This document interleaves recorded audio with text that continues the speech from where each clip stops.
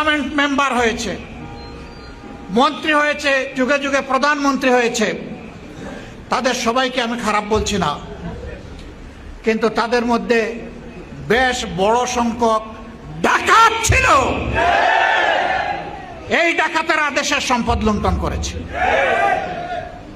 এই জন্য জনগণের হক জনগণের কাছে পৌঁছায় নাই, জনগণের সমস্যার সমাধান হয় নাই। আমরা ঘোষণা করেছি আমাদের যুদ্ধ সব ধরনের দুর্নীতির বিরুদ্ধে, আমাদের যুদ্ধ সব ধরনের চাঁদাবাজির বিরুদ্ধে, আমাদের যুদ্ধ সব ধরনের লুণ্ঠনের বিরুদ্ধে। সম্মানিত ভাইয়েরা এবং আমার বোনেরা,